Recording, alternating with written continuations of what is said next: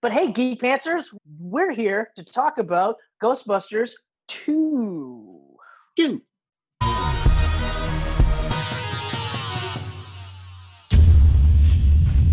Or what? It's like this. Yeah, it's the logo. It's really it's funny too, because I remember when I first watched it, I had no issues with the logo. This time around, I was like, the logo is so not the logo for the movie, but the fact that they incorporated the logo Exactly. on everything else. Then I was like, that is just like, why would they even do that? It was perfect for the movie posters and even like the titles when the movie starts. But to be on the uniforms and everything, like it made no sense that they were like, this is a sequel, so yeah, like just so stupid. Other than that, though, I will say, like, I remember when we were talking about Ghostbusters on the previous Camcast, and we're saying, like, obviously Ghostbusters is the better of the two, and I was heavily inferring that this one was like real steep drop off in terms of like quality and stuff. But after rewatching it, I mean, yeah, it's geared more for kids than the first one. Yeah. Okay. You know, and I get the reasoning behind it because the cartoon had been out for 5 years, the entire 5 years in between. So naturally. But other than that, it was still funny, but not like childishly funny. It was just not as dark as the first one, and that was it. But it was still pretty close. Like, I was like, I don't know why I was giving it such a hard time. It's still a really good movie. It's like really close. It's yeah, that's pretty much how I feel. Like even like other thing that I noticed. Sorry, go on. We talked about the sequel and how, like, I feel, and I think you agreed that it was probably you too. Like, I watched this before the first as a kid. It was, so I definitely did. Fell in love with all of this before I knew about Gozer and Terror Dogs or anything. So yeah, I got that. I definitely did too. I got a little bit of it's got a special spot in my heart, right? So like, even though I watched the first now, and I totally agree the first is better. And every time I watch the first and the second back to back, I think the first gets a little more better every time. The second is still it's not garbage. It's really fun.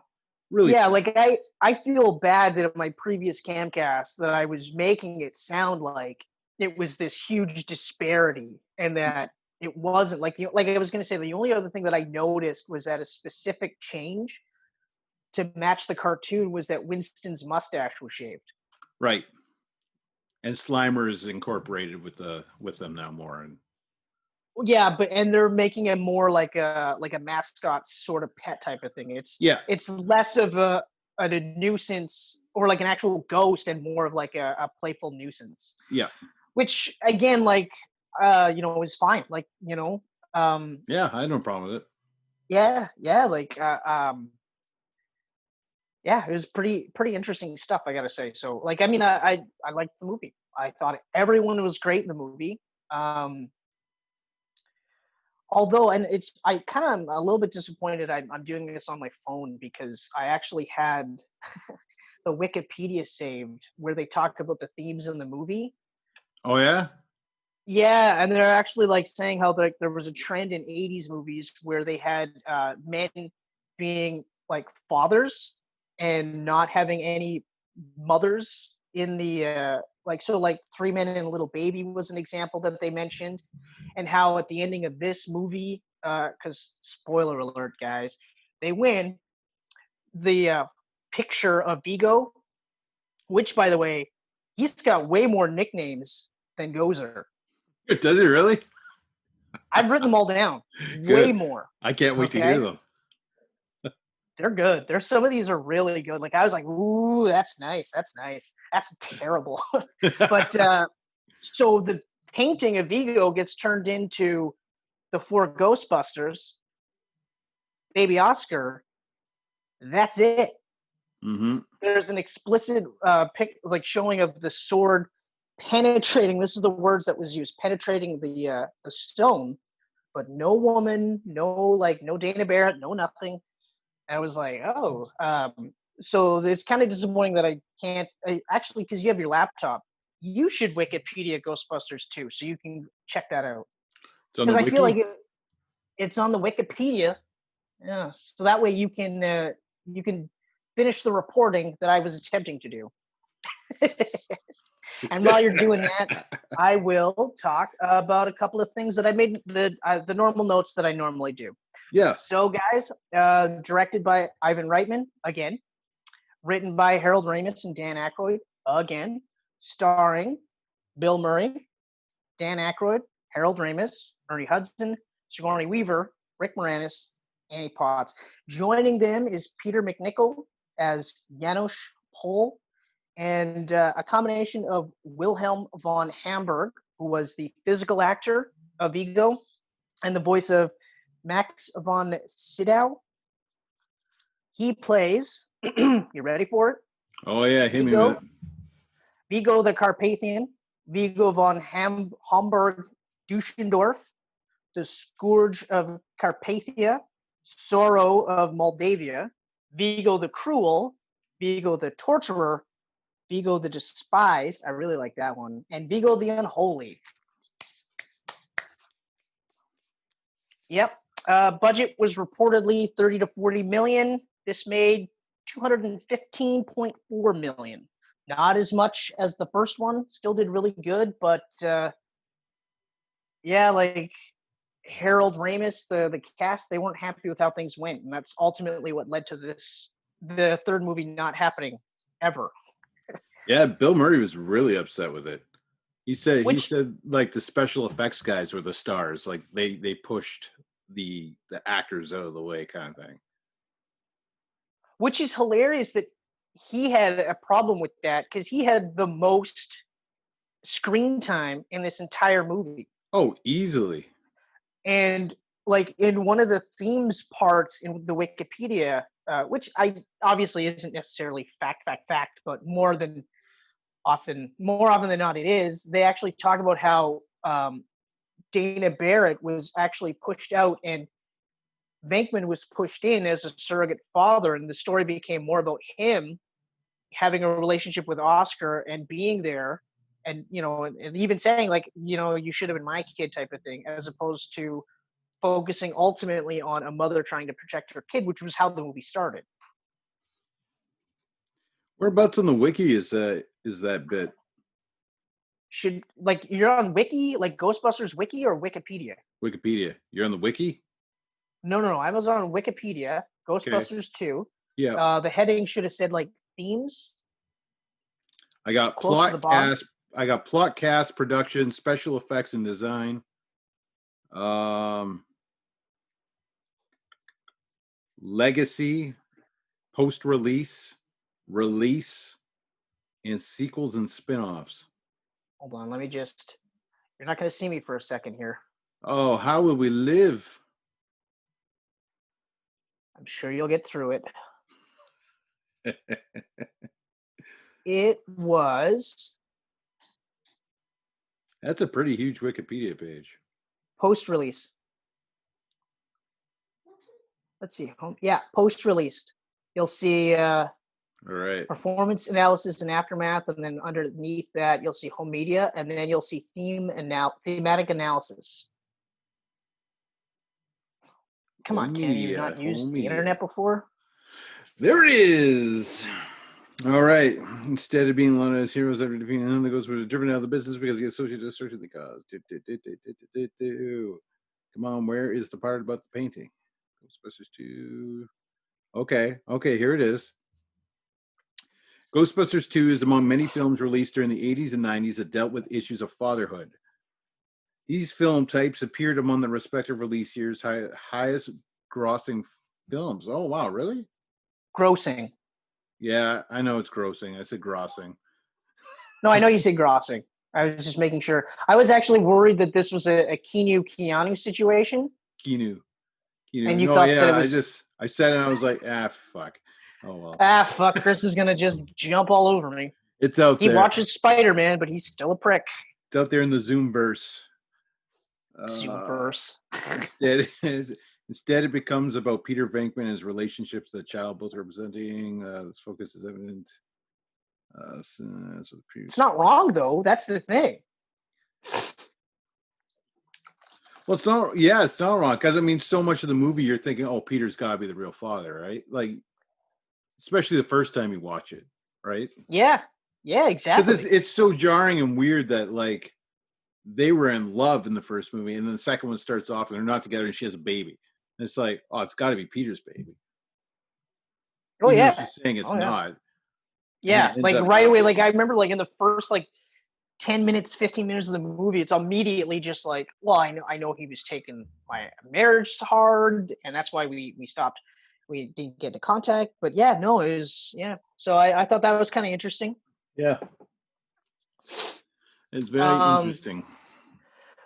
Okay, so now to the movie itself. One of the things that I like is how quickly it starts. It goes 5 years later, and we immediately zoom in on a crack in the streets of New York, and the ooze is coming up, and you're immediately like, oh, and then it just jumps right into it. We meet Dana Barrett, re-meet Dana Barrett, and you see she's got a baby named Oscar, and they want her. The spirits, the undead want them badly.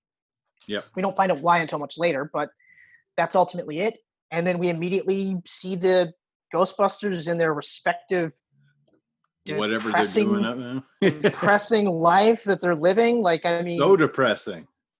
Well, the part that is depressing for me is when you see them go to the birthday party. So Zedmore and Stance go to the birthday party, and I was like, I mean, as a kid, I was like, man, it's so cool that the Ghostbusters would show up and they would dance to the in-universe theme song for the Ghostbusters, which is also weird, right? Yeah. And but like as an adult rewatching it, I was like, oh god, that is sad. And they're there, and the kids don't even want them there. The kids are like, they wanted clowns, was it? Was it He-Man? Yeah, it was He-Man. That's right. It was He-Man because it was like, who are you gonna call? And they're like, He-Man, you know. And I remember just literally because I ended up rewatching about half of it the other day. Then I had to study for my exam. Right. So, but like, and I remember just thinking, like, as a parent, if I'm ever gonna like hire people to, entertain my group of kids, I gotta find out if little Billy or whatever my kid's name is gonna be, probably Optimus Prime, but whatever Optimus Prime likes. I'm not gonna just be like arbitrarily go through the Twitter feed and just go, that person is good. But I couldn't imagine being the Ghostbusters, and like I get that most people are gonna like look at them in frauds and charlatans, but it just seemed weird that was the route they were gonna go for this movie because they were literally on camera taking down a giant Stay Puft Marshmallow Man. Yeah. Okay, in the middle of Manhattan with the giant spectacle. Like, they didn't see anything that happened on the roof. Okay, fine. But they did see a giant Stay Puft Marshmallow Man, regardless of all the other ghosts that they saw, which was a lot. They still saw a giant Stay Puft Marshmallow Man. And then 5 years later, they're all like, what a bunch of phonies. What a bunch of fakes. They're all just a bunch of phony fakes. And they couldn't possibly ever, like, all of it was just scams. And you're like, so in the 5 years in between, they stopped having ghosts show up. Yeah. So that part was like, I felt pretty bad for them, right? But it's also, it made no sense. Like, it'd be one thing where if they did all that ghost busting stuff and only like a handful of people knew it was true, right? Mm-hmm. Because then you could say, well, they're fakes and charlatans, and only the handful of people that were there would know, and they'd be like, oh, it's not fair. But a significant chunk of New York seen this. But yeah, okay. Let's run with that storyline. I love, too, that the kid at the birthday party that says, my dad says you're full of crap. That's Jason Reitman. Oh, that's nice. That is Jason Reitman as a kid. And now he's directing a new one, so it's kind of funny. Oh, life, eh? Life, finds a way. It finds a way. You got to work on your Goldblum. You didn't even try though. At least I tried. No, but yeah, okay, but you could try and produce shit, or you could do what I did, and you knew what I was doing. You understood right away. I guarantee you, every one of our Geek Pantsers will go, "That's the quote. That is the quote." It's like, why do a bad walk-in when you don't have to do a walk-in at all, and you could say the line, and people go, "Yeah, that is the Tooth Fairy bit from the Rundown." See, I just said the Tooth Fairy bit from the Rundown. Immediately, you're pulling up the quote in your head, going, "Yeah, yep, yeah, that's good. That's a good quote. That's good." Anyway, yeah, but like it's pretty like it's hard to like get behind when, like I said, there's so many people seen it type of thing. But okay, fine. So the New York thinks they're a bunch of phonies, and but we know the truth, and they're all just living sad existences because they're not Ghostbusters anymore. Yeah. But then they come across, like Dana Barrett says, hey, like this is what happened. They start investigating it, and they start coming across some occurrences, and it just builds from there. I mean, I know that Bill Murray's bitter about the special effects, but they're fucking top notch with the. Oh, they're so good. They're so good. Sometimes I've noticed, like with sequels, the special effects tend to get like, I don't want to say shittier, but like I'll use Predator 1 and Predator 2, for example. And I know you said that it's because we saw more of it this time. And so I can agree, like, because we saw more of the special effects, they didn't look as good, because they wouldn't have looked as good if we saw them just as much in Predator 1. Yeah. But I also think it's because of the city backdrop as well, too. I think that's kind of where it was harder to hide it. But these special effects looked really good. They still looked really good. They still use practical. They still use that like weird spectrograph thing. I think it's what it's called. It's where they have like the overlay stuff where. Yeah. Yeah. But anyway, so that's incredible. Like really, really good. Really good. And I think they actually, I read today that they based a lot of the designs this time around off the Real Ghostbusters TV series. Which also makes sense. They scrapped the scarier designs that the first movie had to go with more of a cartoony style. Yeah, and I can't really fault them too much because, again, like I said, like this is also 5 years of the cartoon. So I think, in all honesty, if the first movie I watched as a kid was Ghostbusters, I probably still would have liked it, but I probably would have been, it would have been a little bit more jarring for me because I had watched the cartoon, right? Right. And like if this was reversed, right? If Ghostbusters 2 was the first one and Ghostbusters 1 was the second, I think I'd be like, what happened? Like, this is crazy. You know? Like, even though in the first one there was, like I said, that ghost blowjob scene, it didn't need to be there. It was just funny. It was a funny little thing that they threw in for adults to be like, that's funny. Optimus Prime over there doesn't get that joke. Right? Whereas they didn't have any of that, but they didn't need to, right? But overall, like, they don't make it too kiddie, though. That's the thing. No, it's not too kiddie. I mean, it's kiddie in the sense that it's physical humor and it's funny. It's just kiddie enough. Just kiddie enough. Like the whole slime thing where they're all covered in slime and they're in the fancy restaurant and everything. Like, But then the other part too is these guys are all like Second City veterans, so it's not like this movie being funny would be like outlandish, Yeah. Like it's completely out of place. It's like, well, no, I mean there has to be an element of humor to it because there was an element of humor in the first one, right? Right, exactly. You know what it was? This is what I was likening Ghostbusters 2 to Ninja Turtles 2. Okay. Yes. Ninja Turtles 2 is a distinct drop off in quality and also really, really, really geared for kids. There's just a handful of things where you're like, well, the gang stuff is still adult, like that's something most kids won't understand. But other than that, it's pretty much just kids all the way through. So for me to liken it to Ninja Turtles 2 is a huge disservice because this is just kiddie enough without being too kiddie. Right. And I guess because they were already selling toys with the cartoon, they didn't have to worry about selling toys through the movie. Yeah, that's true. Because I don't think they really have. Well, did they have toys for the movie? I don't think so. I'm almost certain they didn't. No, they do now, but I don't think they did back then. No, I'm because it seems like why would they, right? Right, right.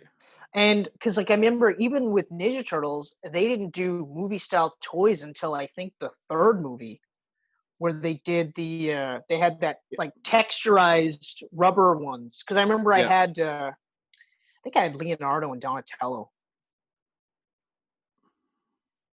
Or I think I had Leonardo and John had Michelangelo or something like that. But we had like a couple of them, and Right. I really liked the toys. I thought they're really cool, but you'd only buy them if you watched the movie and you liked the movie. You wouldn't have bought them if all you did was watch the cartoons. Right. Exactly. Yeah. So anyway, getting back to the movie. Yeah.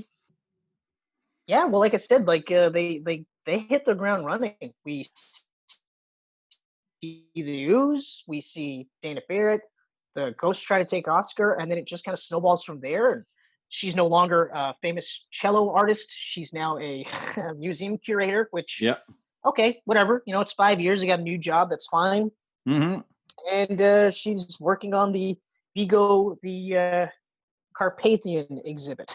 Yeah, with what's his name? How do you pronounce his name? Jonas or Jonas? Janusz. Janusz. There it is. Yeah. There's an H in there. Janusz. Has it been a while since you've seen it? Last year I watched it.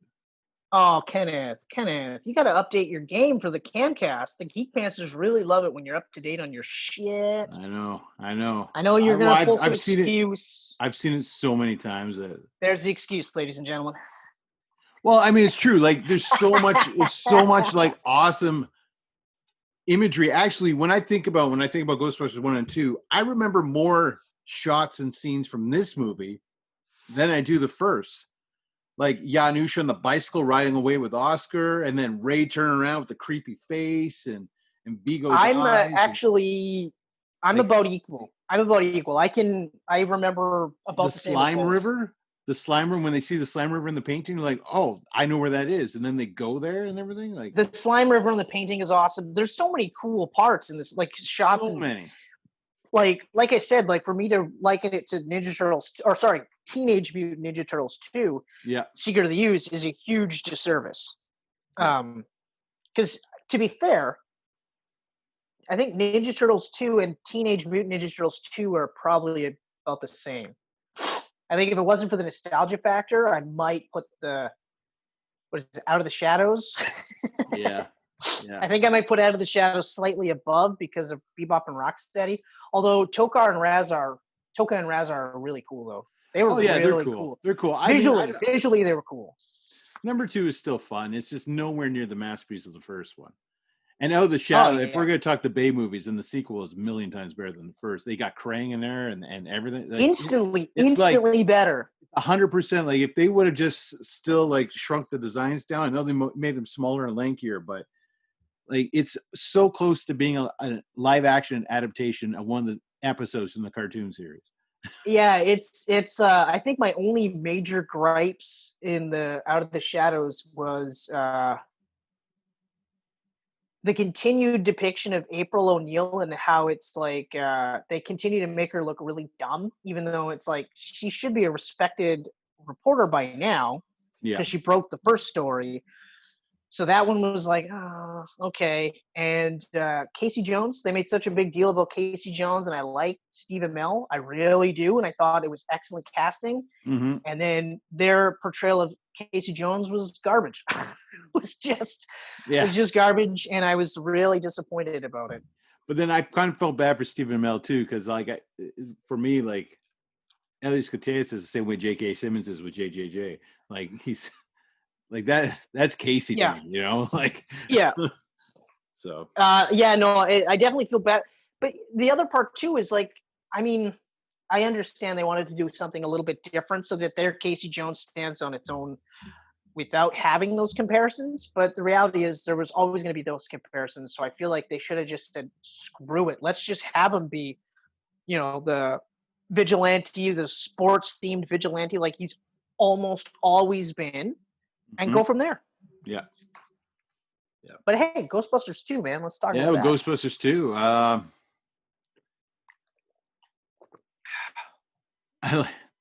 What do you think about the new theme song from Bobby Brown?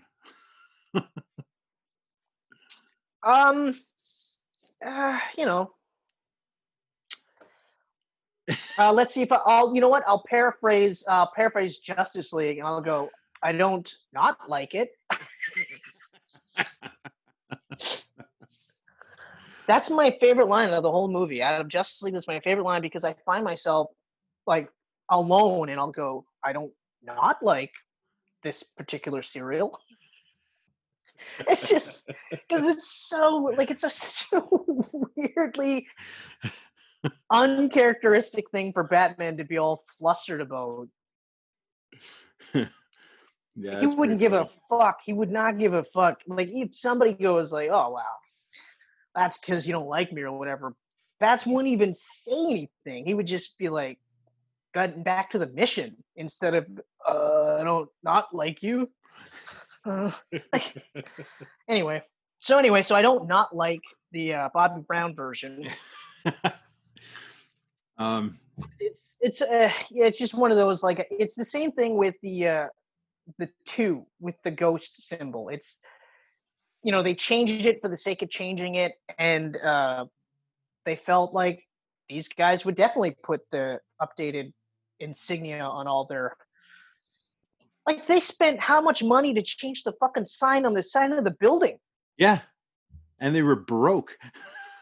They were, well, I wouldn't say they were broke, because they all had jobs. Venkman was on TV. Spangler was, he was a professor doing his weird, like, he was weird being tests Egon. his social experiments. Yeah. It's not like they were poor. I think the only ones that were the hardest hit were Stantz and Zedmore, because apparently they couldn't do anything but be fucking glorified monkeys. But so they had some money, but why would they devote all that money into rechanging their gear? Yeah. I don't know.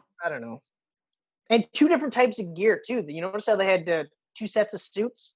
Yeah, they had the original. Yeah. And then they had the dark gray. The dark gray looked cool. Like, they both looked cool, but I remember thinking, like, that's weird that they would have 2 different versions, but okay, fine. With the slime tanks? Yeah, but I mean, I guess it's better than them having it colorized like the cartoon, though. Yeah. Oh, yeah. That would have been flat out jarring. I would have definitely been like, get out. Yeah.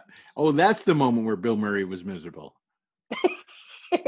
Yeah. Are you fucking kidding me with this? Well, he wouldn't be so bad because, like, him and Stantz, it's just 2 different shades of, because Venkman was a dark brown and Stantz was kind of like an orange. Yeah, like a tannish orange. Yeah. Yeah, like a tan, almost like a brown orange. It's Zedmore. He was gray, he had right? White. No, he had white, and it was Spangler that was gray. I thought Spangler was green. No. No? No. All right. Zedmore's had a hint of green in the toy. I remember that, but it was white. Yeah, you're going to Google it? Go ahead, Google it. I'm Googling it. I want you to, because I know that's how confident I am. That confident, eh? I'm already doing the Rob Van Dam. I'm not stopping until you're ready for it. I mean, okay, you tell me. I can't tell you. It's all discolored. Oh, this is just awful. Yeah, you see that? You see how gross that is? Oh, yeah, it's all like... Okay, so, like, Egon is definitely rocking, like, a greeny color with purple collar. No, it's more of a gray with a pink. I gotta see it in motion now. I'm telling you, dude, I'm looking at these images, and maybe I'm colorblind, because that don't look great to me. No, it's not that you're colorblind. It's just you're having a stroke. That's all. I'm going to knock on wood after I say that, though. Because I think you're in stroke age. Are we in stroke age? I think we're in stroke age. Oh, yeah, we're in stroke age. So, yeah, I knocked on wood, just so we're clear. Thanks. I would feel terrible if I said you're having a stroke and then you had a stroke. I would definitely feel terrible. But think about the views we would get on this episode. That's disgustingly morbid. Like, and if that was the case too, I'd be like, oh, you guys are sick. You guys are sick. Because like I'm on Reddit and there's a lot of times where there's like videos, they'll show like, it'll have like a not safe for work disclaimer, but it's of people dying. And I'm like, I'm not watching that. That's gross. No. All of it, every single one. I'm like, I don't save that for 4chan or whatever dark interweb bullshit there is. Like, I don't need to see that kind of stuff. Yeah. I'm good. I want to see dead bodies in movies where I can take myself out of that situation and go, yeah, that's totally not real. Where that person got up and walked away when it was done. Yeah, exactly. Yeah. But then again, I'm also one of those guys that I have a hard time watching movies that are based on true events. Because a lot of times I go, you're just glorifying bad things that happen to people. Yeah. Adrian's the opposite. She loves movies based on true events. I mean, to be fair, though, I do have a soft spot for true crime stuff, which is so weird. Yeah? Like the it's really shows and stuff? It's so weird because it's the same concept. It's no different. Yeah. I don't know. Like Zodiac stuff, or Mindhunter, that TV show. Yep. All based on true events, and yet Michelle and I watched both seasons and we're like, oh. Okay, I haven't watched it yet. Does season 2 have a cliffhanger? Oh, no, I don't think so. Because they canceled it, so I don't want to watch the show that ends with a cliffhanger. Ugh, that's your rule is stupid. It's robbing you of watching quality TV shows. It's like not, Hannibal, because you don't get an ending. A TV show without an ending pisses me off because it takes so much time. Yeah, but sometimes you watch a TV show and they give you an ending and it's fucking terrible. True, but at least it was an ending. Yeah, but then you spend the whole time, the rest of your life going, out of all the endings that we could have gotten, that's the one we got. The show ended mid-sentence. Which one was that one? I see your point. That was Sopranos, by the way. I don't watch Sopranos, but good job. But that was the ending. The ending was like mid-sentence. It cut out. Oh, really? Yeah, I think you hear like a gunshot when it cuts to black. You hear a gunshot, but yeah, that one was really divisive. But it's like you can't properly end some of these TV shows without making people not happy. People are just really bitchy. Generally, I like all endings. Oh, I love that this is coming from you. That you're saying people are really bitchy. You're one of the ones that I'm like, I don't know, Ken, you're getting really mad about this Yuri Lowenthal thing. About the witch? You're a cancel guy. You're a cancel guy. I'm not a cancel guy. I'm not a cancel guy. I straight up, I say my disappointment, and then I just don't support it if I'm unhappy with it. Much like canceling something. People that are like, oh, you changed Spider-Man's face. I'm going to kill you all, Insomniac, and I'm going to kill Yuri, and you're all going to die. All the Last of Us 2 stuff. All of that. That was just insane. Wow. Like, okay, wow. I don't like Neil Druckmann, and I disagree completely with the story direction, and I'm done. I'm not buying it. And I move on. Yeah. But wow. It's disgusting. I'm not like, okay, look, you don't like something, fine, but I'm not going to like pre-hate something. Like I said, like, I mean, when we did those, what do you call it? Walk back videos where we're like, fuck Last of Us 2. And then we're like, well, maybe, cause like, I still want to play it. I want to experience it for myself. I want to be able to make the claim myself to whether or not I like it, even though I absolutely hate how they did Joel Lynn. Yeah. But like I said before, I never thought Joel should have lived long after that anyway. Like there was no way he was going to get to that point at the end of The Last of Us without pissing someone off. Like someone's going to want to kill Joel him. Dying. I had no problem with Joel dying. I expected Joel to die in this game. I just exactly.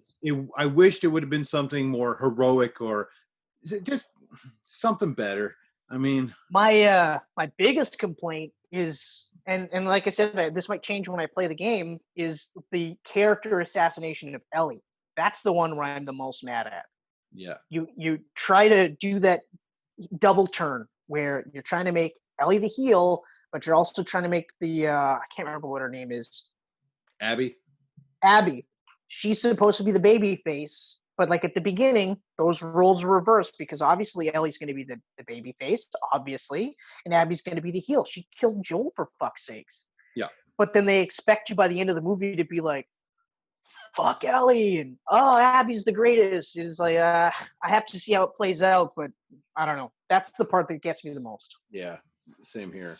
I mean, just imagine like, because we know there's a lot of people that hate Ghostbusters 2 compared to the first. But imagine if this came out today in this world of Twitter and Reddit and stuff. Like, oh, it would have been Actually, awesome. like, it's crazy. It is absolutely crazy. I think the closest that I could say was the amount of people that wrote in to complain about Michael Keaton as Batman. That is the closest that we have to where now you could literally within seconds go tweet horrible hate and vile just because you don't agree with it and then go from there. And Yeah, also shit on people for defending it. Oh, you like Last of Us 2? You're a horrible person. right. Oh, Yeah, because people aren't okay. allowed to have opinions. Yeah, exactly. Well, it would have been like answer the call, right? I mean, those women and Paul Feig were getting all kinds of like death threats and stuff. Yeah, they were getting absolutely it was like, come on, guys. Like Christ, my only real problem with that going into the movie was the fact that they went, it's set in the same universe. It'll be sort of like a passing of the torch. And then within weeks, they were like, oh, no, it's entirely own movie. Right. And that was like my only real gripe with it until I watched the movie. And I was like, okay, all right. Like, I mean, it is what it is. It could have been worse. If it was a passing of the torch, it would have been way better. They didn't even need to be in there. It could have just been like the women picking up the Ghostbusters thing again. It could have been just like a friggin' newspaper ad where they acknowledged that 20 years ago, these dudes were the Ghostbusters. Mm-hmm. And now, they kind of look at it like, well, that's inspiration. And then maybe update their tech or something, you know? But okay, whatever. I don't know. People are crazy. Yeah. People are crazy. Geeks are crazy, I find. Geeks are we're all beholden to our products. Like, we're so like, oh, it has to be this way, Yeah. And I'm trying to get used to saying like, because like I'll use Tom Holland's or MCU Spider-Man, for instance. Gets a lot of hate from the Raimi guys, but I mean, how many people can honestly say that your Spider-Man is everyone's Spider-Man? Yeah. It's not,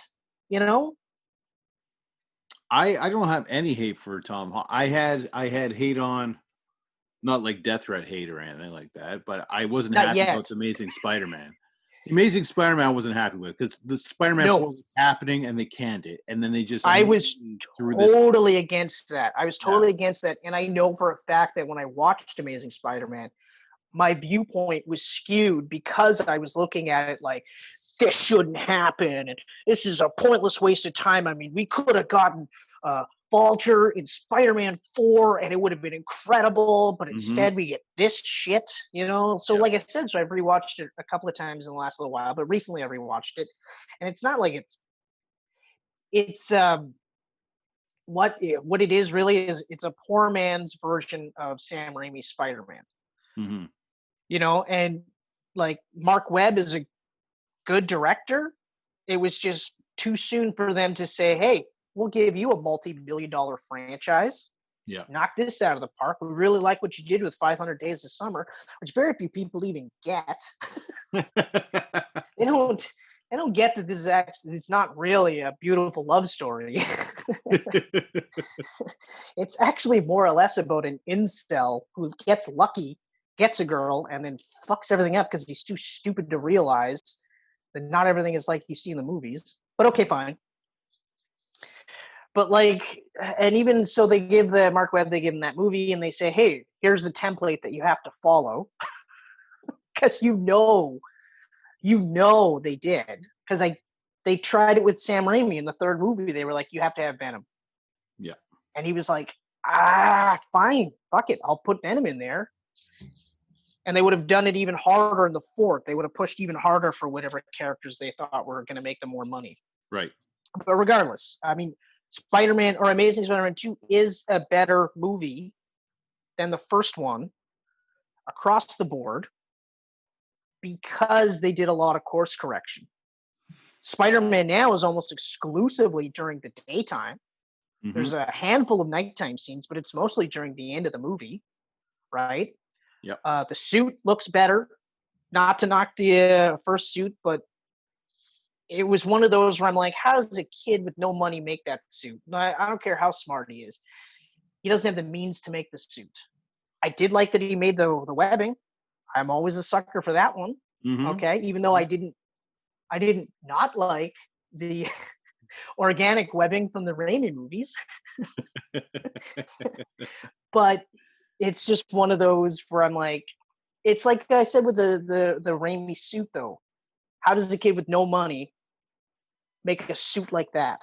Yeah. But anyway. Ghostbusters. Anyway, we could rant on all this stuff. But my point is that we're geeks and we're beholden to it, right? And so, there are people that are just so like, oh, you can't change my precious, but how do you factor in the cartoon? How do you factor in Extreme Ghostbusters cartoon? Do those things not happen? Is it just the movies that you love? Like, which is it? And why does it have to be so like, oh, this is the only way, Yeah. I've sat through Henry Cavill, Brandon Routh, Christopher Reeve, Tim Daly, who's the other one? Dean Cain, and man. No, the new guy is Tyler Hoechlin. Yeah. Hawken. But like, Hawken. I've seen multiple versions of Superman and Clark Kent. And I have like ones that I like more than others. Oh, and I'll always have a soft spot.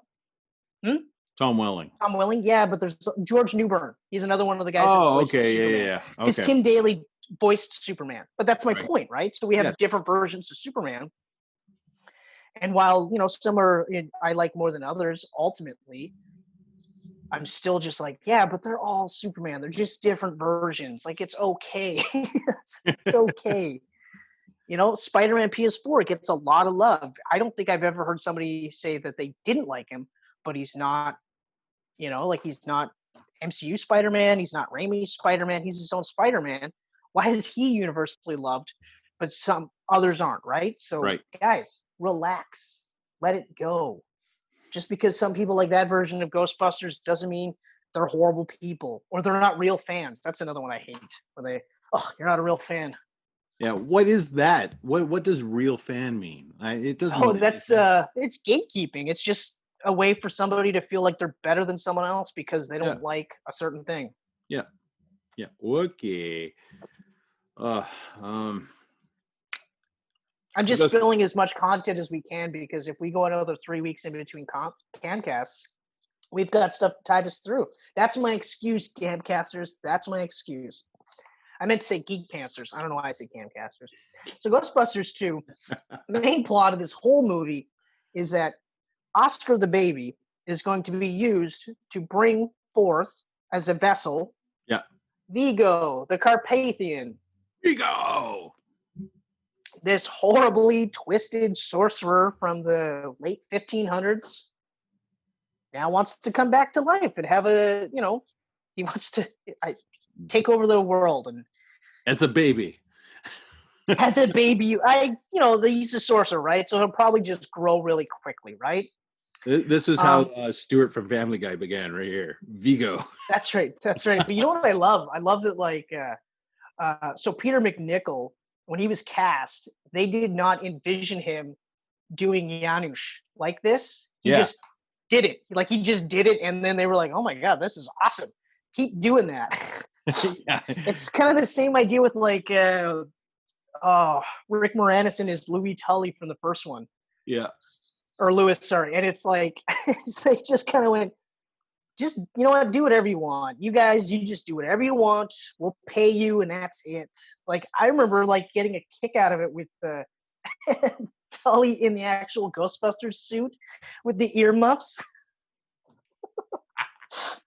And he's opening fire on like the museum's wall of slime, and then actually thinks that he did it.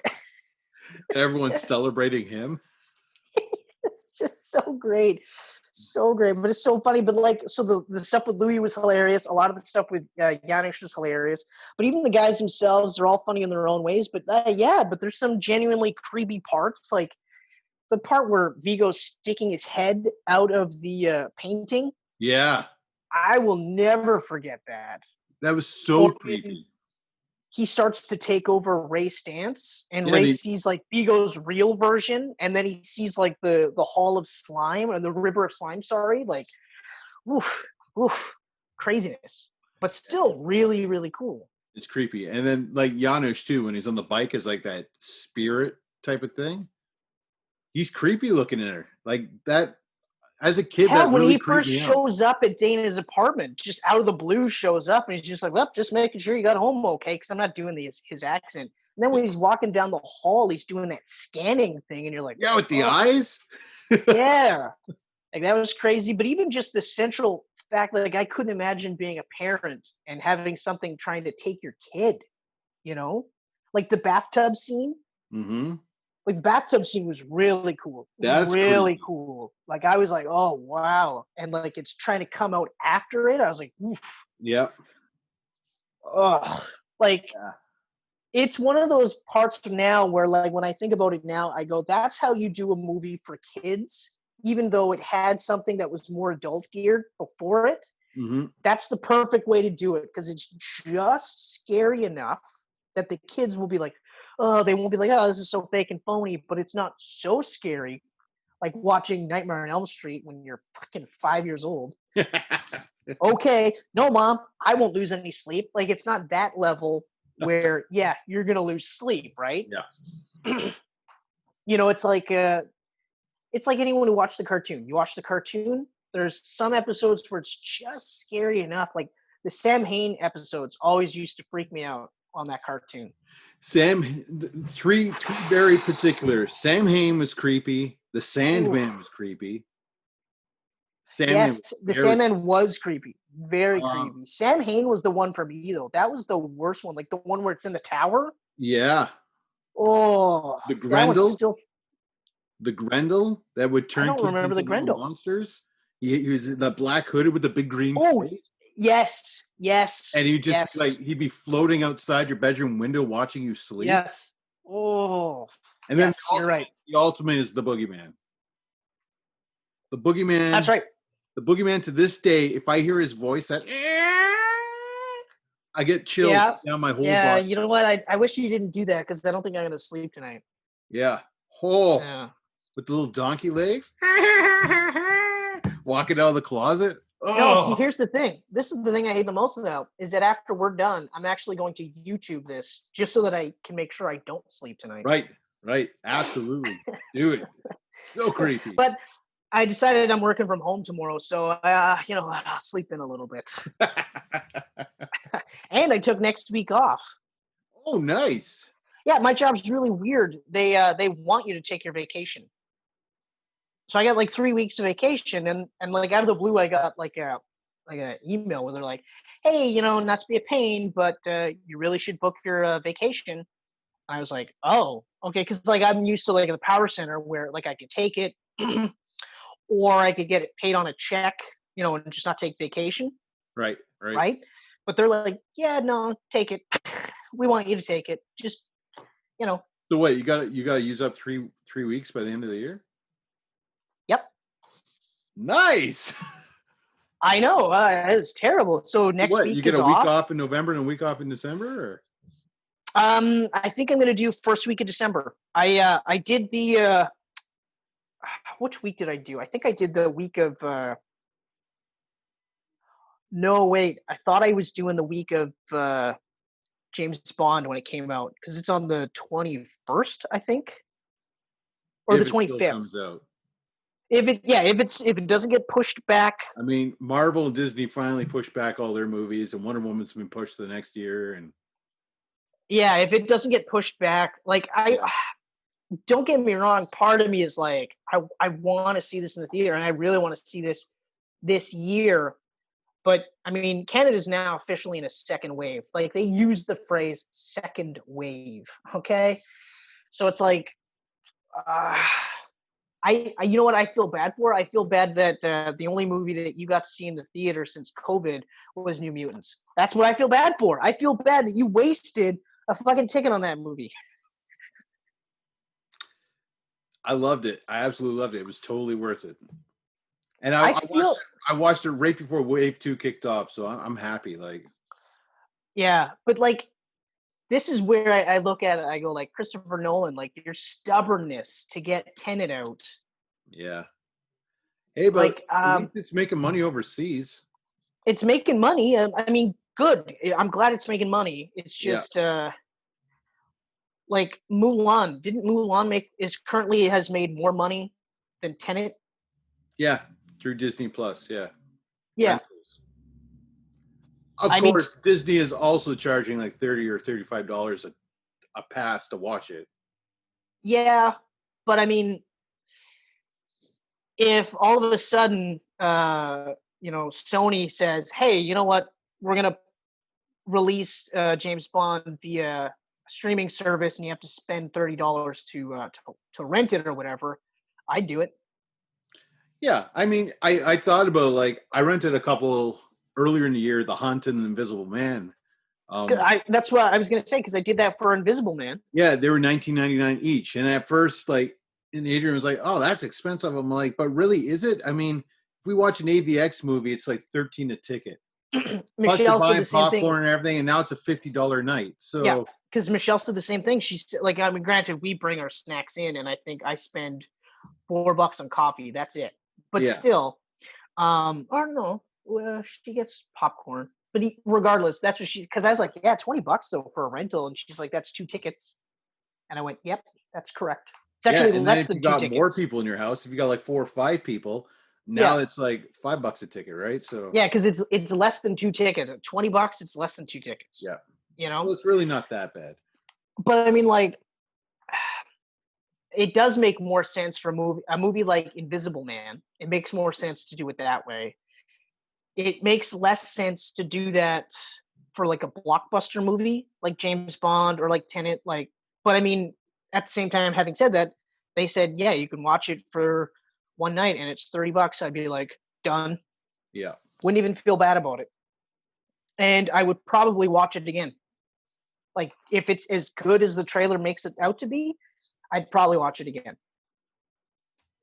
So it's like, why not? You know? Yeah. Weird times we're living in. It so is much really so, weird, man. It's crazy. So it's we crazy still really haven't talked about Ghostbusters 2 that much. Well, weird times we're living in.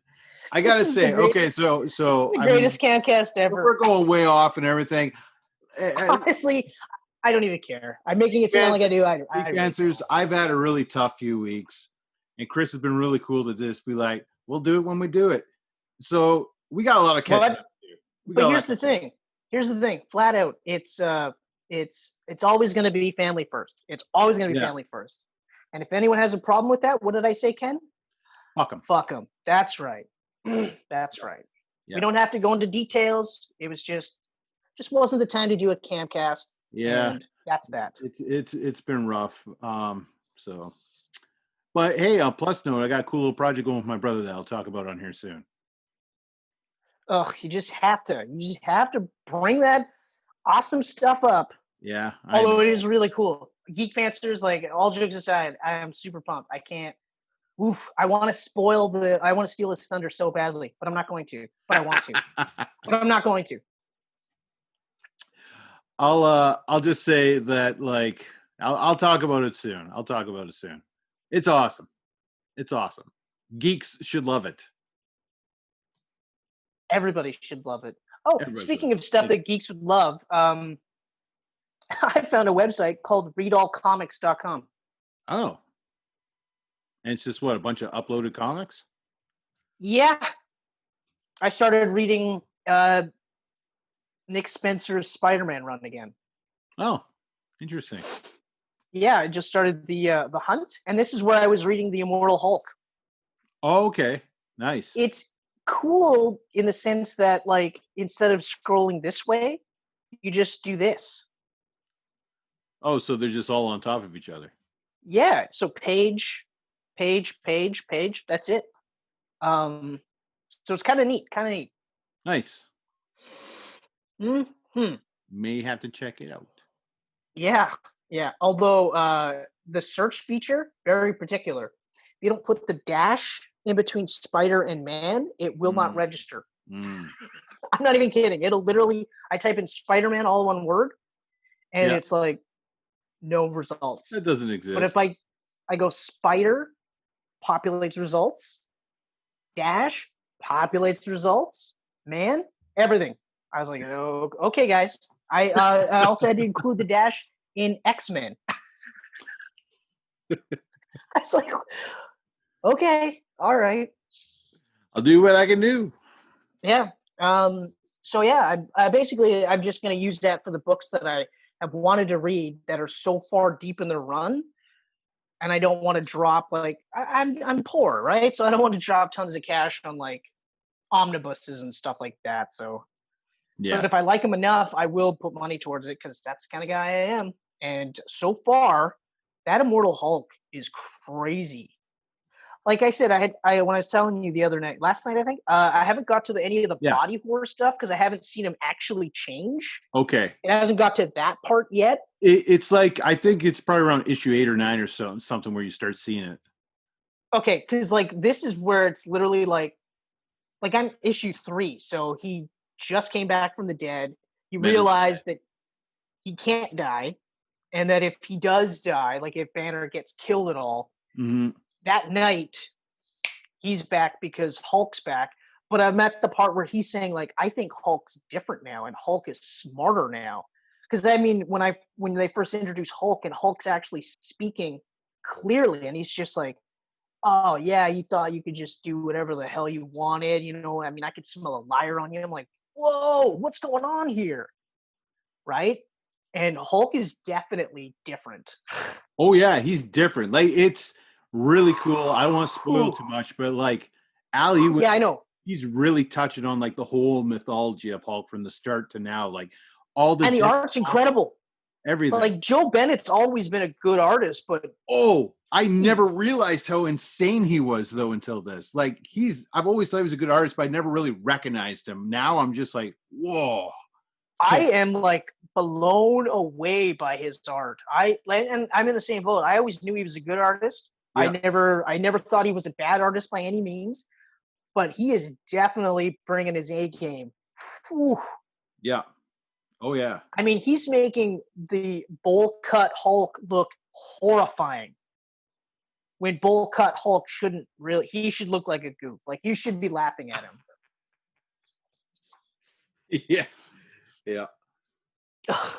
Yeah. Great book. Check out Venom if it's on there. Donny Cates' Venom. I'm holding off right now. I'm holding off because I know that's a run that's going to consume me. And I'm just like, I want to check off some boxes first. And the first box is Immortal Hulk because I was like, that's crazy. That's so crazy. It's so crazy that it's extended to She-Hulk now too. She's immortal now too. Yeah. Yeah. She's becoming immortal.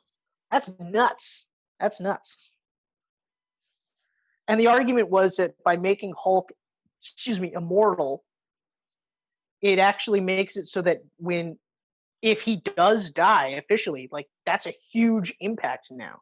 Like when they make it so that, like when they had that thing where Wolverine couldn't die, right? Because every time he died, he'd fight.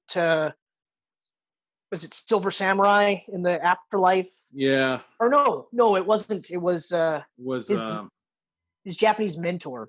Yeah.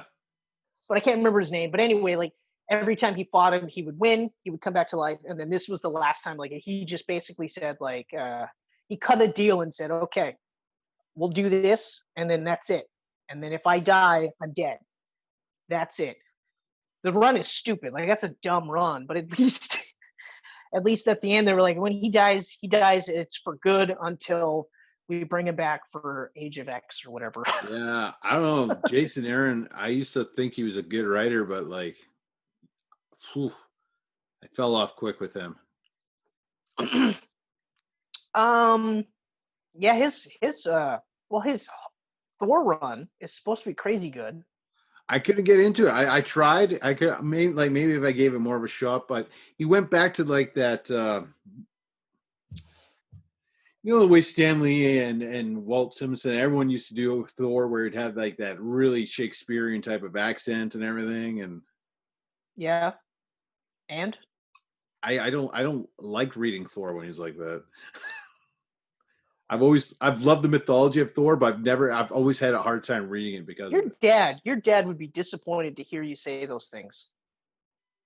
It would hurt his heart that you would sit there and say Shakespearean Thor.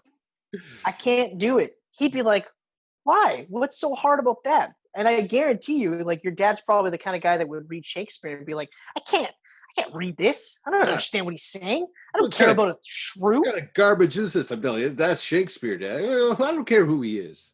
I don't care who he is, but this Thor over here, I love this. Verily art thou? Yeah. Sign me up for that.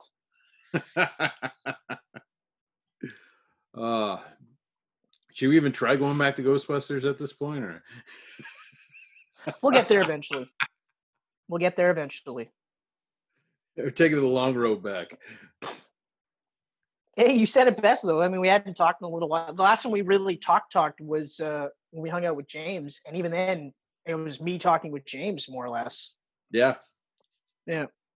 Actually, that's not more or less. That's exactly what it was. I enjoyed the show. It was so bad, Geek Pantsers, I apologized later. I was like, I'm sorry. Sorry, I stole the show. I know you were there, and I never talked to you much at all. But that was. Well, I remember you guys had a lot of catching up to. You haven't seen Jane forever. Well, I know, and you were really cool about that. But I remember consciously leaning backwards, back, so that you could be part, and it wasn't just edging you out type of thing. I was like, because we sat on that damp log by the lake. Yeah, and soaked our asses, all three of us. But yeah, that's what you said. When I apologized, you're like, dude, it's fine. I enjoyed it. Plus, you hadn't seen him in forever, and I mentioned it to James too, and he said, "Yeah, I don't think he cares." I was like, he said he didn't, so it's all good. Yeah. Nope, didn't care at all. But yeah, so what else? What else do we got here besides Ghostbusters 2? What else can we shove into this camcast? Oh, I literally have one master mission to do in Hitman 2, and I'm done. Congrats. Yeah. Some of the master runs were hard. The runs that I did with you, those were on professional mode. Yeah. So on master mode, there's more enforcers, there's more cameras, right? So it's just harder, right? But I'm talking Hitman 1 done completely. Nice. All master modes. So, killing every target with silent assassin. So I'm not seen. I'm wearing the suit that I start my mission in, and the sniper assassin runs as well too. And a lot of them, I'm really pumped about this. A lot of these runs I've come up with myself. So not getting help from other means or anything like that. Because I said some of the runs I come up with on my own, some of the runs I don't. So a lot some of the sniper runs, I'm impressed that I came up with on my own. And I've watched my regular go-to guys for Hitman, and some of their runs I'm just wow, they're cool, but I couldn't imagine doing it that way, or it wouldn't work for me. But yeah, just down to one run, literally one run. It's a master silent assassin suit only. It's fucking hard. I don't think I know I'll be able to do it. I'm just not sure when. But I don't want to stop until I'm finished. Yeah, I haven't played a game in about a month now. I made the mistake. I just put Ghost of Tsushima aside. I was like, yep.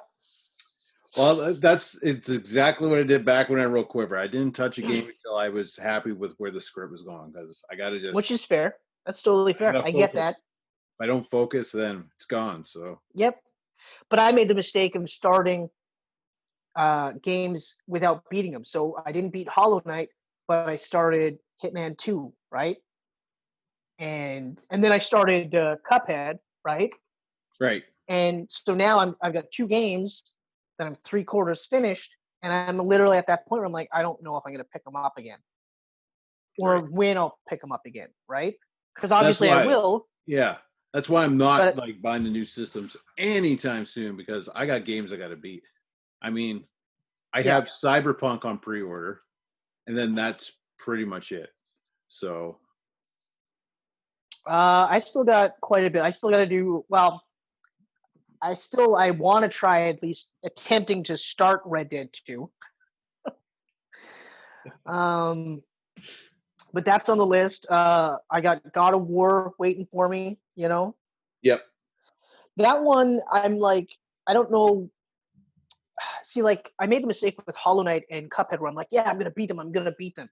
With the God of War, I'm gonna just play it, and if I want to beat it, I'll beat it. If I don't, like, I'm gonna feel it out, right? Mm-hmm. Because some games you're just like you have to beat. Like Spider-Man, I had to beat. Hitman 1 and 2, I had to beat. I just absolutely had to.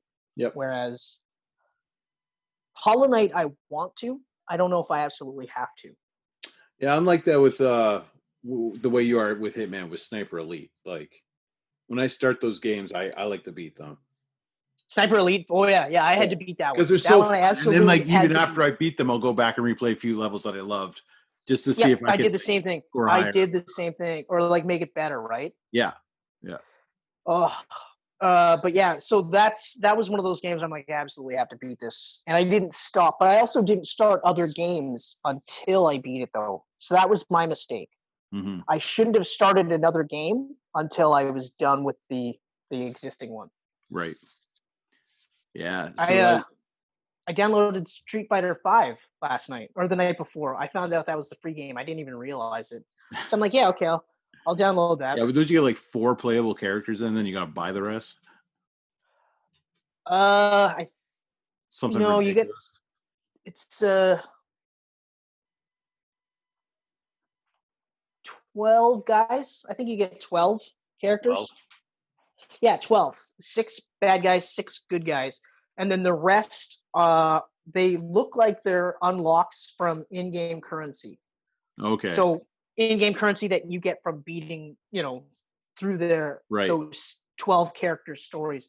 But I only got through the immediate beginning tutorial, and then I was like, why are you even playing this? Stop playing this. Don't touch this until you're done with Hitman 2. Yeah.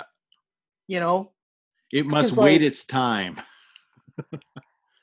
yeah, well, that's because it's like, why did I download it in the first place, right? Like, you want to play the game. Obviously, I want to play the game. Yeah. But at the same time, I'm like, I just got to beat these other games that I'm sitting on, right? Right. So. Yeah. No, absolutely. I mean, and we gotta get some PUBG time in with James before he gets a PS5 and leaves us in the dust. At some point, I was thinking about that too. I'm like, at some point, we're going to have to play that one. But Yeah. I feel like that's going to be the hardest one to synchronize. That's literally going to be the hardest one to synchronize. Yeah. I think we'll do it. We'll be all right. I mean, he doesn't have that busy Toronto nightlife anymore, so. I almost called him Toronto Model. I've been calling him the artist formerly known as Toronto Model. But see, that's the thing. I didn't want to call him Toronto Model because I know he feels a little bit self-conscious about it. So I didn't want to be like, hey, Toronto Model, and have him make some sort of a reference to him not being one. Yeah. But I should have realized that, of course, you would just be like, fuck it, I'm going to nail him. Oh, fuck I'm it. going to nail him hard. Although the artist formerly known as Toronto Model is really good. Like, that's a good one. I like that one. That's a really, really good one. So props to that one, Ken. I was watching him eat a pint of ice cream at my parents' place, and I was just like, hey, James. Oh, no. Yeah. Oh, no. I'm sensing the return of a certain Chubbs Mahoney. Oh, no. You did say Chubbs Mahoney. Of course you did. Yeah. The vengeful Did he stop return eating the of ice cream? Chubbs. Did he stop eating the ice cream? No, he laughed. I kept eating. You did? Okay, good. I'm glad you didn't wreck his experience eating ice cream. Oh yeah, 'Cause no, he's probably like, it's probably been so long since he's had like fun food to eat. yeah, no. I drop that on him all the time. Every birthday card, I still call him Chubs. Chubbs Mahoney. Oh man, Yeah, all those so good. names. The Genesis too, to get to Chubbs Mahoney was priceless. Oh yeah, I mean he went through a lot of like crazy nicknames. The Great Ancient Shababwa. I don't know where that one came from. I don't know where that one came from, but I think that's where Chubbs Mahoney started to come into because Yeah. it was well, it was Joey. Joey was the one for some reason you were Joey, calling him Joey. yeah. He was Mahoney. It was Chubbs Mahoney at first, and then it became Chubbs Mahoney because it's funnier to say Mahoney than it is Mahoney. It's so much That's better. literally it. Mahoney is so much better. It's so much funnier. Ugh. Oh man. The best part now is that we're all chubby now. Yeah. It's not like anyone is like remotely. I think you might have the least belly out of all of us right now. No, I think James might still have the least belly. I've pretty much had the same physique for about 20 years. Yeah. Once you just kind of, no, I was fat. I was really fat in my early 20s.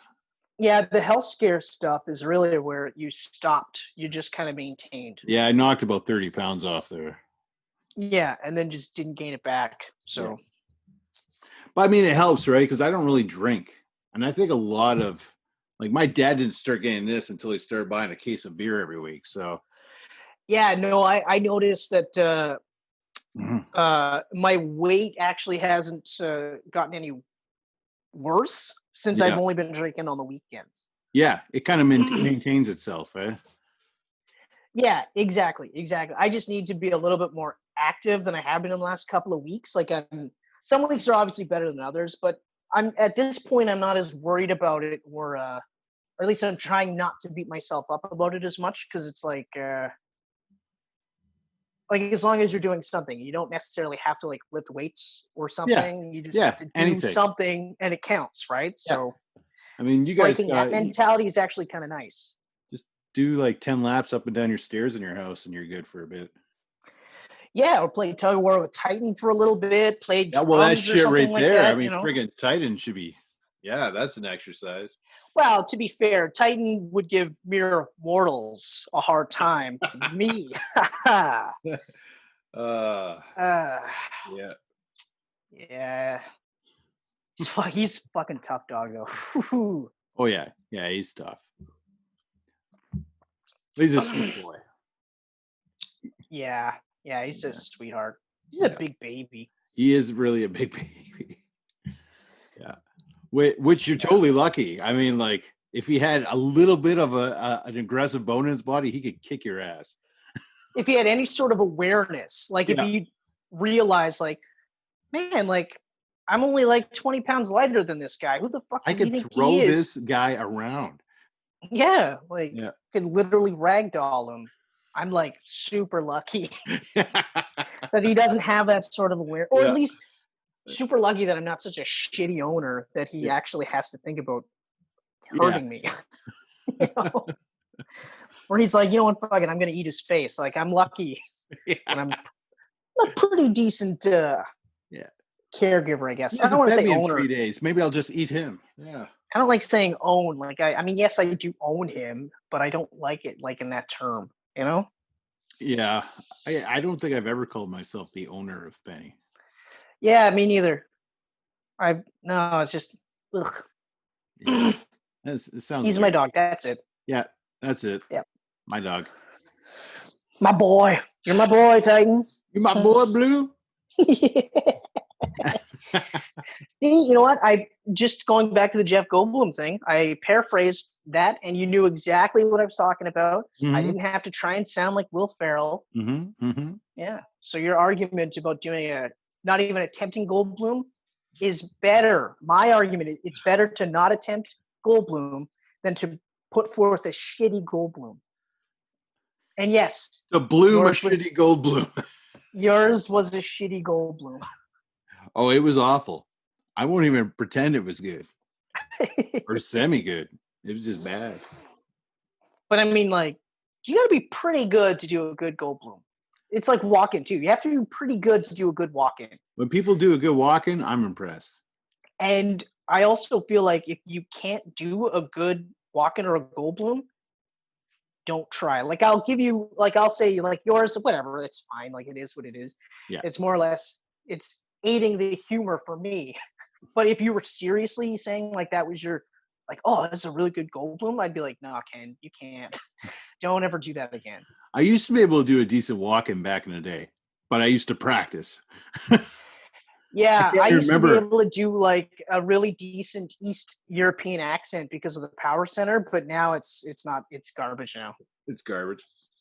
I don't even try it now because it's just, I can just tell it's bad. But Every now I'm and also then. kind of, I'm Every kind now of and glad then. it is bad. I get a good Alan Rickman that comes out of me. Yes, you do get a good Alan Rickman every once in a while. But it's not like I never try. It just suddenly it just comes out. It's Yeah, when it just happens, just comes from me. Yeah, when it happens, it's golden. Yeah. Yeah. Like Adrian will be like, "Oh, do your Alan Rickman." I'll be like, "I can't." Yeah, don't do that to me, Adrian. Can't do it. Why would you say that? He'll come when it's ready. When he's ready, he's got to wait. Next time she says that, direct her to the Geek Pants episode, and just say, "Here it is, right there." That's it, right there. Because you did one on the Geek Pants a couple episodes back. I can't remember which one, but it was really good. Yeah, and again, it came out of nowhere. We weren't talking about Rickman. I just nope. Some Rickman in there. Oh. So Ghostbusters 2. You know what? I was just thinking the same thing. I was like, okay, so I think now we're good. That was a good moment there. Good time to finish up Ghostbusters 2. I mean, realistically speaking, rather than just go through the whole movie, basically we've already touched upon all the things that we liked about the movie. Like, all it is really, it's just like, it's a bigger version of the first movie. You know, the characterizations are largely the same. I mean, I'll admit that I probably shouldn't have read any of the negative reviews for Ghostbusters 2 when I was watching it this time around, because they really talk about how, like, it's really Bill Murray focused. Yeah. And so that actually, like, you start to pick up on it more so. Whereas in the first one, like, you could tell that, you know, Venkman was supposed to be, like, not necessarily the leader, but he was more of the cool Ghostbuster guy, right? But it was still really even-handed, with the only one getting the short end of the stick was Zedmore, for obvious reasons, right? He was the new guy, right? Yeah. Whereas now, like, they all get equal parts after, like, Bill Murray, because a large chunk of the movie is Bill Murray, and they're all just kind of, everyone, even like Sigourney Weaver, Tully, like all the other characters, they're all just kind of there under Bill Murray. And I mean, yes, at that point, he was the bigger star of the two. I think it was literally just him and Sigourney Weaver as being the two bigger stars of the movie. Because, like, Scrooged, I think, came out just before this movie. Yeah, I think that Scrooge was a year before this, yeah. You know, so he was riding high on that one. But it's funny because they actually cited Scrooged as being one of the reasons why. They were like, you know, like, yeah, okay, you have more Bill Murray, but it's like, we don't need this kind of Bill Murray or whatever. I can't remember exactly, but I remember just being like, yeah, no, it's true. There's a lot of Bill Murray, and it becomes distracting almost. Whereas it complemented everything in the first one. This one, it felt more like, this is Bill Murray and the Ghostbusters, which was like, which I didn't like. Yeah, no, I totally agree with that. Yeah. Yeah. Yeah, I mean, I don't know. That would be my only real complaint, would be that it just was a little bit more centered on Bill Murray than it should have been. And then, like, others from the like the physical, just the fact that they included the 2 design on all the ghosts, which made no sense. Yeah. Right. But other than that, I mean, story's great. Like I am glad that they kept it in New York and they didn't try to do a European jaunt around the world type of thing. Like I'm glad that they kept some of the stuff they wanted in the movie, like the River of Slime, for instance, and the fact that it was in the old tunnel systems. And that whole sequence was awesome. Like so cool. Oh, so cool. So cool. And then like Yeah. seeing Egon go crazy on those cops at the top and everything. Like I actually liked how easy it was for them to infiltrate, like just in the middle of the night in New York, literally digging a hole. And the cops show up, or no, somebody shows up and he's like, hey, I got to do this. And they're all just kind of bullshitting their way through it. And then finally, like, it catches up to them and they're like, shit, we got to get arrested. I don't know. We got to see the return of William Atherton. I forgot about that. He showed up again. Yep. But yeah, like just overall, just a really good movie. It's this the whole ending where they slime the Statue of Liberty, right? And they start playing the music and she walks across and all of New York is just gathering and singing with them and everything. That moment, like I love the movies, but it was that moment where I fell in love with New York. Like that is the reason why when like Adrian and I finally went there, I proposed to her on the Statue of Liberty, and why we went to the fire hall and took wow. of it. And see, for me, it was Spider-Man. It was the scene on the bridge where he's trying to save the people in the subway car and Mary Jane. And then when he finally does, and then like Green Goblin is gonna gut him, then like, one guy throws the brick at Goblin, and they're like, "You mess with one of us, you mess with all of us." I was like, "Man, that is awesome." You know.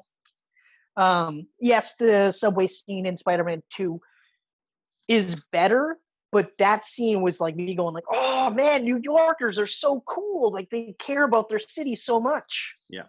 You don't see it so much now, but yeah. I mean, I'm glad. I'm really happy I got to go there. Well, not once, but twice when I did.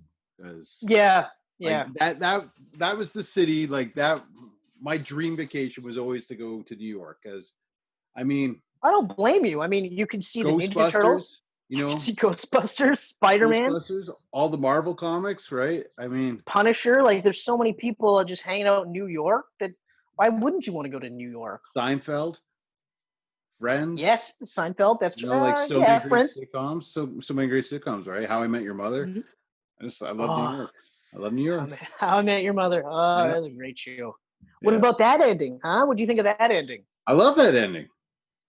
Really? I have no problem with that ending. I really, really liked it.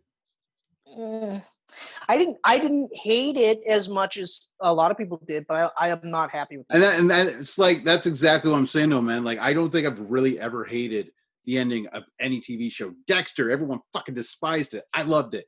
Game of Thrones, everyone hates the Game of Thrones ending. I fucking love that ending. Like, everybody hates the ending. The only one that kind of disappointed me, and I still don't hate it, but kind of disappointed with Seinfeld, where it just ended with him in the prison. And I loved it. I actually was like, okay, makes sense. And at first it was disappointing, but now when I think about it, I was just like, well, it's kind of a perfect way for this show about nothing to end, right? Exactly. And like the other part too is when you're far enough removed, right? You can actually look at it and realize that none of these people are good people. They're all terrible people. They're horrible people. Like Kramer is the best of the bunch, but he's not that great either. He's just better than those other three, right? Yeah. And that's why, like, when I talk to people about It's Always Sunny in Philadelphia, I'm like, if you liked Seinfeld, just think of them as even worse versions of Seinfeld, because they are. They literally are. You ever watch It's Always Sunny? I tried the first season. I couldn't get into it, but I mean, we talked about that. So, like, Charlie would be the Kramer character. Okay. I want to give it another shot. I don't think it's on any streaming service, though, is it? Not that I'm aware of. Yeah, so. But, Dennis is Seinfeld. D is obviously Elaine. Yeah. Mac is George. And Danny DeVito is Dan DeVito. It's But Dan DeVito. I think he showed up literally in the last episode of the first season, but it might have been the first episode of the second season. Yeah. But either way. But yeah, so yeah, Seinfeld is just terrible. They're all terrible people. But yeah, no, Ghostbusters 2, I love it. I mean, I love that ending. Honestly, the way I feel when they're in the city in that Statue of Liberty, it's such a great ending. What I like too is that it's all and maybe I appreciate it more because of my age and how I look at the world, but I love that it's just positive, like love. Basically, love is what conquered Vigo and the ooze and everything. It was just everyone coming together, and it's like the Grinch, Yeah. It caused his heart to grow 10 times larger than normal. That's how we win. We win with love. We win with understanding. We don't win with hate and division. Yeah. And it's a great way to end the movie. It's a really great way to end the movie. Especially because it's a really good movie. Like, it's not like it's a bad movie by any means. It's a good movie all the way through. Yeah. Yeah. I feel bad that I haven't watched it as much, but now, like, having watched it almost twice in the last couple of weeks, I'm like, yeah, I'll definitely be watching this more often. I watch it almost as much as the first. Generally, if I watch the first, I'm watching the second right after. It's like I gotta watch. That's where I'm at now. Where it'll be like I have to watch both. Yeah. It's also, unfortunately, putting a lot of weight on the shoulders of Ghostbusters Afterlife. What? I feel like Afterlife's going to be really good. I'm not going to compare it to the first two though, because it's going to be But I was just going to say it's going to be a totally different movie. I mean, yeah. Like I said, like I feel I agree with you. I feel like if you go into it expecting the first two movies, you're going to be very disappointed. Yeah. Okay. You have to go into it expecting it to be referential of the first two, but being its own thing. Yeah. I think that's the idea. You got to look at it as a spin-off and not a sequel. Yeah, exactly. It's what Ghostbusters Hear the Call should have been. Yeah. That's the impression that I'm getting from these trailers. That's the idea. It's saying, hey, look, we get it. We respect it. And we're totally on board with that. But this is our thing, and we're going to do our thing. And it's going to be a little bit different. It's going to be a little bit the same. But we hope you like it. We really hope you like it. Yeah.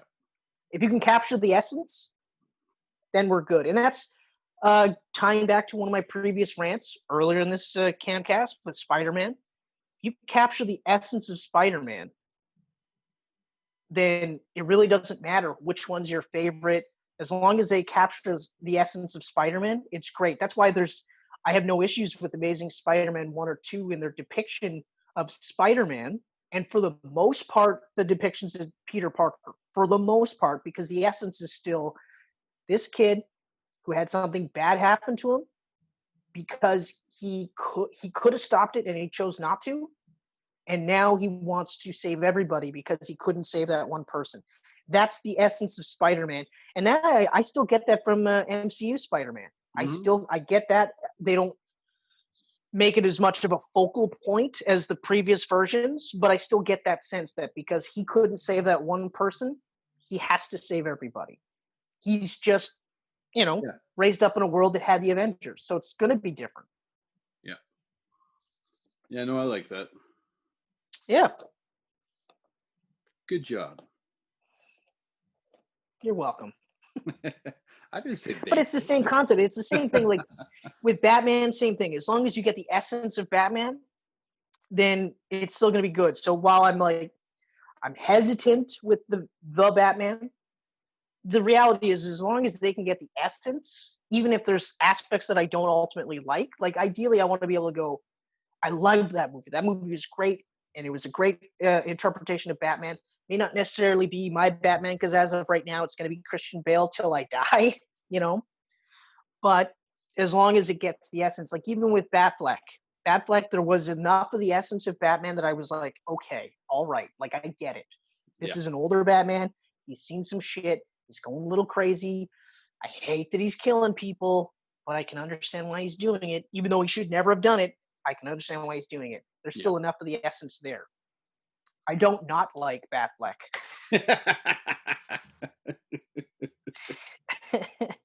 No, you know what? I'll do that better. I don't not like Batfleck. That's better, right? That's great. Yeah, there we go. So, so that's it. Ghostbusters 2 is awesome. Absolutely love the movie.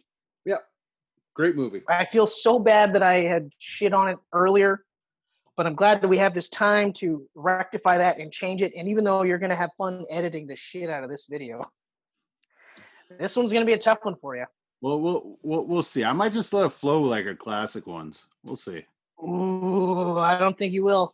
It's the content, bro. I haven't really been too worried about the content the last 3 weeks.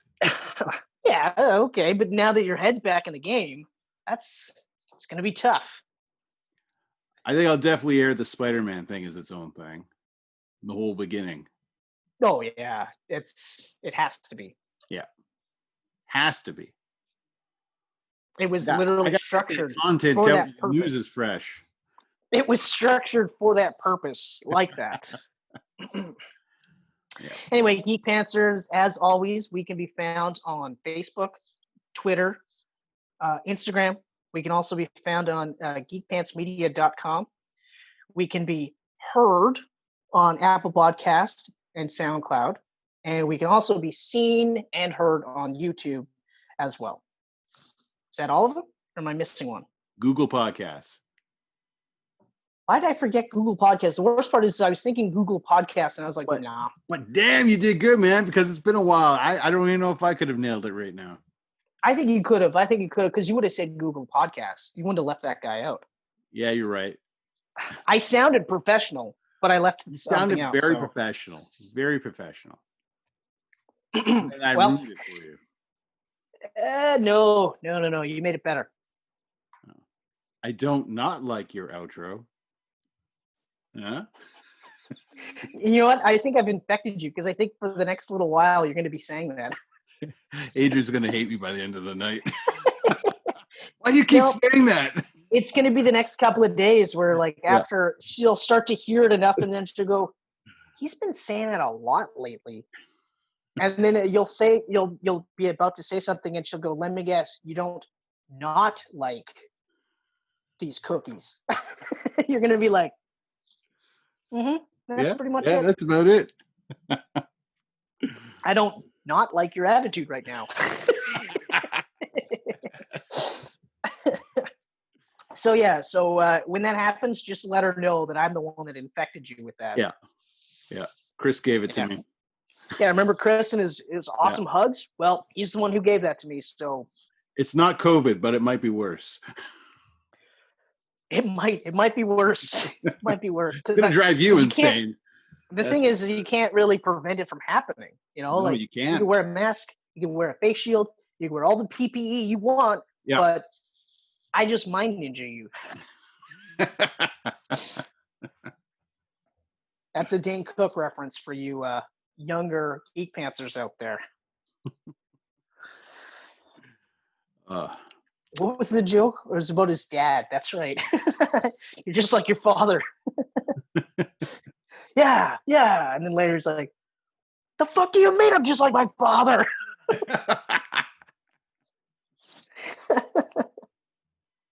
My father was a great man. For a while there, Dane Cook was the funniest guy in the world. Yeah, for us all, like 3 or 4 years, he was throwing. I would say he had a good 5 years. Like when he got to Vicious Circle. Yeah. That was his peak, because I remember distinctly I got his comedy album after that one, Madison Square Garden. And while it was still good, it was like you could just check off everything, where it was like weird noises. You could say like a really long extended take on sex in the relationship, pop culture references, pretty much by the numbers. Still good, but nothing new. Yeah. But man, when he was good though, like he's still really funny. Like now I'll listen to it and I'll go, he's still pretty fucking funny. He's still but funny. I find I can't listen to it all the time though. That's my only thing. I'll still listen to him. I'll still think he's funny. I don't really see him being like the biggest guy in the world kind of thing, but like he was. Yeah. That was a hot streak. I mean, he had like 3-4 movies in a row, like just boom, boom, boom. Like I think it's the movies that kind of killed him though, because they were the same shit all the way through. Like, and it was like, Employee of the Month was really fun. good. Good Luck. That Chuck. was really good. Good Luck Chuck is where you start to go, okay, all right. I don't. What was the one after that? There was one more of the comedy right after that, and it was essentially the same thing. But then he did Mr. Brooks with Kevin Costner, which was crazy good. Like he was crazy good in Mr. Brooks. So good. Actually, I gotta rewatch that one because I remember really liking it, but I haven't watched it since, so I don't know if it's aged well or not. Nah, yeah. But I really liked him in Mr. Brooks. I thought, like, if we saw more of this, he would have had. I feel like he would have had more staying power. But yeah. But who knows? Who knows what happened? Yeah, he's still making so much money. He doesn't have to work. Well, he's doing script readings on YouTube now with a bunch of celebrities. Yeah, like, I mean, you got like for a guy that engineered his own rise to stardom through MySpace. Like, what the fuck? Yeah. Every other comedian was like, that's not gonna work. You have to pay your dues. You have to tour relentlessly. And he was like, yeah, okay, cool, whatever. I'm ahead of the curve. Yeah. And they were all like, whatever, loser. It's never gonna work. And then next thing you know, you're like, I just read scripts of celebrities now on YouTube because I don't have to work. All right, everyone. That is all. We will be back hopefully sooner than later next time with Camcast. We'll be here whenever we're here. 100. 100. And that's where we get to do Back to the Future. Triple digits. Oh, wow. Yeah. Yeah, Back to the Future. Didn't even take us that long to get there either. No, because we've done a lot of Camcasts this year. Well, that's what I was going to say. We'll actually get to 200 a lot quicker than we did to 100. Because, I mean, like, we used to do bi-weekly, and then it's been weekly all year long, so. It's been, we've been bang on for quite some time. So, yeah, we'll get to 200 a lot quicker. Yep. And then 250, and then 500, and then 1,000. We'll just be aging on YouTube. Couple grumpy old men. Or until we move everything over anymore. Until everything's moved over to geekpantsmedia.com. Yeah. Where that's our ultimate hub, and then you can see us on YouTube as well. But we would prefer you to be there, but we'll see what happens. And then it'll be Geek Pants VR. You're in the room with us. I'm horribly opposed to VR. Right now you are, but 50 real thing different. No. I've always been opposed to the concept of high level VR. We've talked about this. Okay, 4D. Because of sci-fi. 4D. Because of sci-fi movies, I am horribly opposed to VR. Fine. Geek Pants 4D. There you go. We'll You're spray water bottles. They'll get spritzed the face. They can smell your body odor. That's not good for anybody. I mean, we both smell really good, but that's still not good for anybody. Yeah. Especially if it's going to be in that room. Mm-hmm. After about 2 hours, we're not so ripe at that point. No, it's not a very big room. No, and it's horribly ventilated in the summertime. Very much so. And horribly cold in the winter. My feet are frozen. Yeah, but I would take that over like the SWAS every day of the week. Yeah. Because you can dress for that. Like you could like wear socks instead of your bare feet. These fabric chairs that I bought are a little better than our original ones. Those pleather things. Well, see, you wore shorts though. I always wore pants, right? So I didn't have any issues. Yeah. Man. I couldn't imagine that though. Rough. Mm-hmm. All right, buddy. And all right, all of you. See you next time.